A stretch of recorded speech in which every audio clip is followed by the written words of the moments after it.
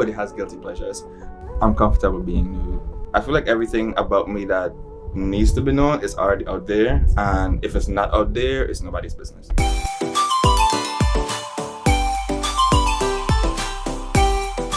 Duncan, welcome to my YouTube channel, OnAir with Maury. This is long overdue. How would you describe like your personal fashion style? It makes absolutely no sense, and that's my favorite part about it. I like to buy one-off unique pieces. So I like to buy things that don't go with anything. That way I could put anything with anything. Like, I like thrifting because I won't find it in a store. It won't look like something that everyone else has.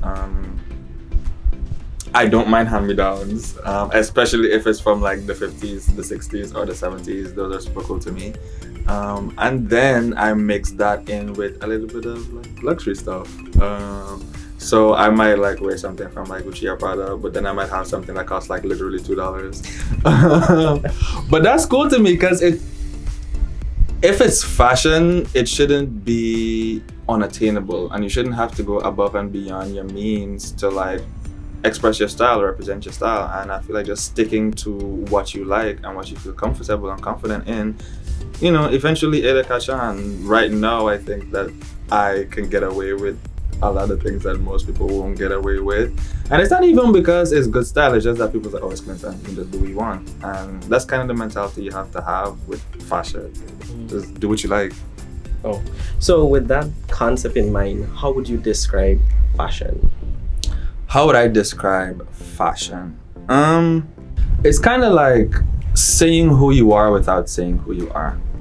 And it's really not just about the clothes, it's about the entire attitude, the entire look. It's how you wear your hair on that day. It's whether you go for light makeup or heavy makeup or even clown makeup if that's what you're feeling like.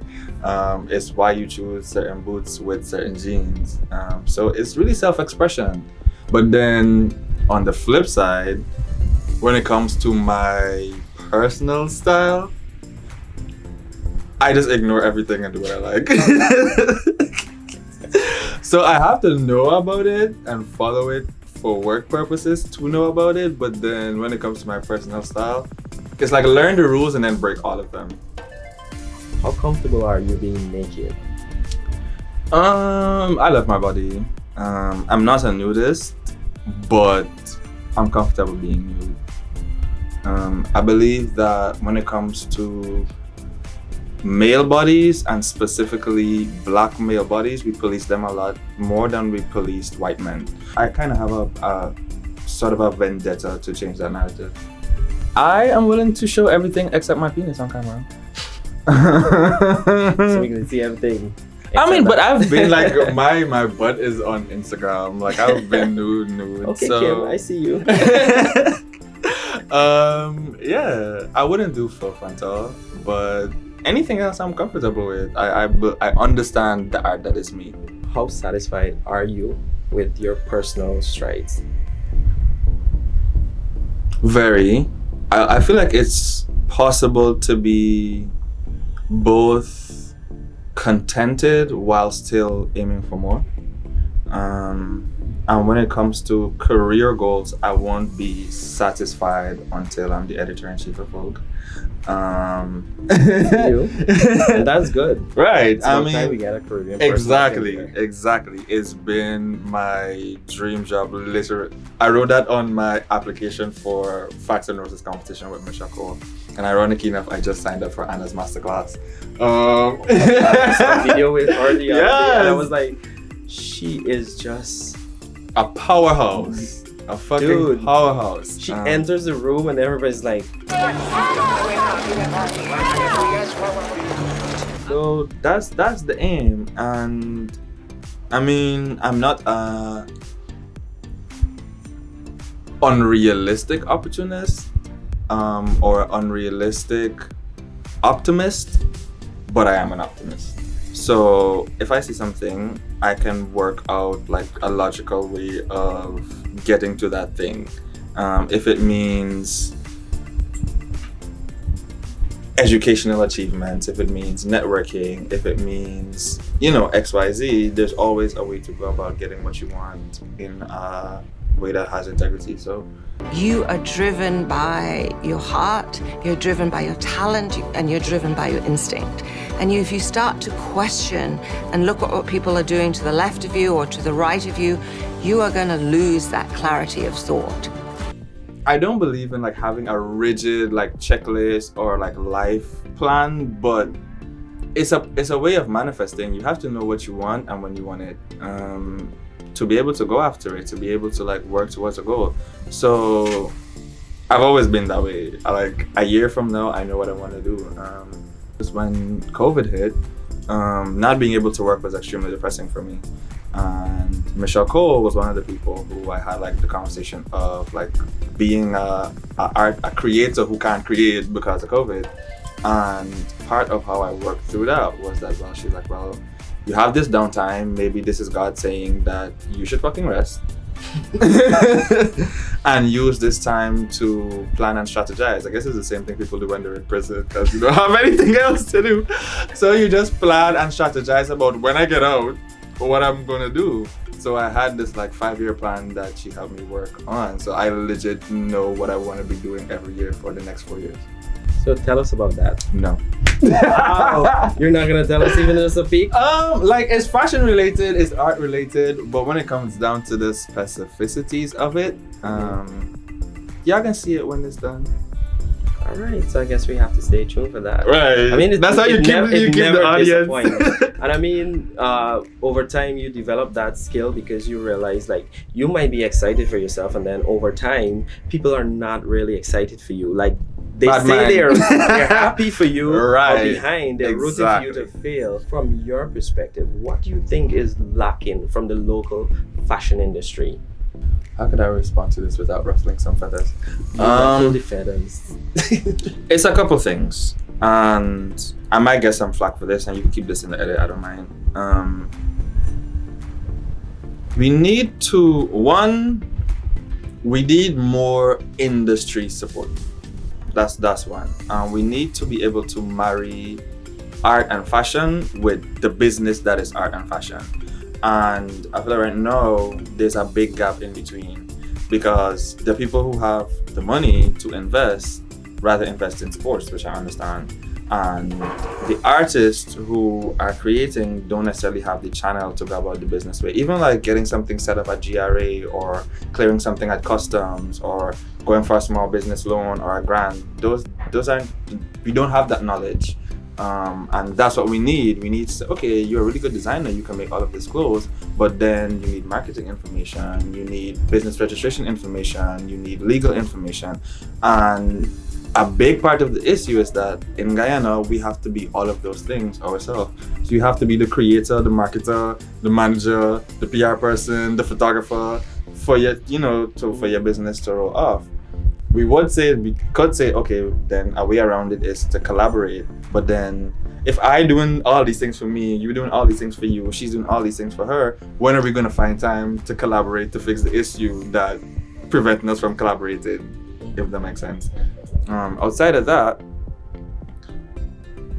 we gotta like change the way we approach art in the school system, because that's where the problem must start. If you don't become a lawyer, a doctor, or an engineer, you failed, in Guyana, and that's a bad thing, because we kill more dreams than we realize. So I think if we start with bringing back the energy and the pride of the times when we would travel out of Guyana, but our entire suitcase was like clothes from Guyana. Remember that time? Like in the 70s? No. Yeah. Like you're going to England, but you're proud to like have Guyanese things. Or you're proud to like play Guyanese music. Now if you go somewhere, and I know it's not fashion, but you go somewhere and somebody says, oh, play a Guyanese song for me. What song you play? Right. I have to think about it. But then that's the thing. You shouldn't have to. It should like multiple options should come to you right away. Well, honestly, you know who I would play? Charmin. And I agree consistent. Because she has a track record. Don't disrespect me, 'cause if you play with fire, you're gonna get burned. Don't test me. Right. And we make more fun of our 4 artists than we praise them in the history of their work. There's Kyle Fraser, who's really good with like natural fibers and TB series stuff. I feel like if you're going to an art school or a fashion school, her work should be a reference instead of just textbook stuff. Like, you have people who went before us, who contributed, who have specific techniques and specific aesthetics that are worth teaching, instead of you having to now look to America and London and Paris and copy, you know. So yeah, all And that. then it would be easier to connect the dots, because then you can Right, relate. And it could be like, exactly. if this person could have done that, then who am I not to do that, and even more. And push it forward. That's how you do it in the industry. And it's the same with art, with music, with fashion. You take what went before you study it, and then you push it forward. You bring it into the current year. But then we can't do that if we make fun of the stuff that came before us, because it isn't up to the time. But then it's our responsibility to bring it up to the time. Whatever that Is. So how do you determine what is success? Happiness. I don't know, like legit happiness. I feel like success is not a quantifiable thing. It's not how much money you have. It's not the job title. It's not like how big your house is or your friends or your relationship or any of that thing. Like, you could have all of those things and still not be happy. I don't think that's successful. I feel like you're doing a good job at following the status quo and being an adult by like society standards, but is it successful if you're not happy and your mental health is shit and your physical health is shit? Those things mean more to me. So success, I would feel like it's like half and half, where you're at a place where tangible physical things, you have enough where you don't have to worry about the bills tomorrow, but then still being happy. Like, people might think success is all about the material stuff, Right. but if you're not okay, then Exactly. you didn't succeed. Exactly. You failed the most important person, Exactly. which is yourself. Exactly. So what does self-love actually means to Clinton Duncan? Self-love is a big thing for me, especially having like now coming out of COVID depression, I'm starting to call it, because I had to face the concept of expressing my queerness, the queer part of my art in Guyana. So I had to really make my mind up to take the risk of putting that side of my art out there, not knowing whether people would respond to it or not. I say that to say that when Project Runway reached out, they were looking for non-binary models. And I really had to sit and think about it, even though it was like a big opportunity, because like men wearing makeup or like feminine things here was a big issue, and this is like a big show. That was my, like, this is a really big show, so everybody's gonna see this. And I was like, fuck it. This has always been me. And when push comes to shove, a lot of these people who are making these comments about what you should be doing with your life aren't even doing their first love. They don't even love themselves. So you making decisions, or me making decisions based on other people's views or other people's goals for me, doesn't really help anything, because at the end of the day, how to explain this? Like, I don't know if when we die, if we're going to heaven, hell, reincarnation, come back as a dog, come back as a plant, move to a new universe, become a robot. All I know is that we're born, we have a couple of years, and then we die. That's a guarantee. So what I do with the time between born and dead, that's my business. So when it comes to self-love, it really comes down to that. I think when you realize your mortality and realize that you're not going to be here forever, you make a lot more decisions that please you and please the inner you in your heart. Because, but bro, when you're gone, give it 3 days. Give it 3 days after the funeral, and people forget you. Nobody's talking about you. So live for you. And I feel like as long as you make your decisions fairly, as long as you go about everything trying to make sure every party is fair to yourself, fair to the other people involved, and you being truthful, do what you gotta do. Sadly, here, like many other places, you kind of have to leave your home community to build some sort of integrity before, people respect you or feel like you're worth the amount that you're asking for to be paid and that type of stuff. So I feel like it's kind of an underdog story. I've always been in the arts. I've been in the arts since high school. I've been in theater. That led to fashion. Fashion, doing makeup for fashion led to me being scouted as a model while I was doing makeup backstage for a show, and now I model. So how fair are you to yourself? Now a lot more than before. Now I'm learning to like set boundaries and to say no and to turn down things that I'm not 100% up for, or to not allow people to take advantage of what I would call my empathy, because sometimes we would think that oh, we're just doing a good deed, or this person needs me, or this person needs help, or this situation needs me, and then when you realize it, this person trying to pull your attention, that person trying to pull your attention, the news trying to pull your attention, this situation trying to pull your attention, family trying to pull your attention. No, but for real, on a daily basis, there's like 17 things trying to like pull your attention, when you really have to like pause and say, yeah, but some of this is for me. You know? How do you deal with people attacking your masculinity, and how have you accepted, you know, taking on these roles in the name of art and expressing yourself without feeling as if you're disappointing people? Well, I get paid for expressing my femininity, so the rest of everybody could fuck it. I love it. I mean, like legit.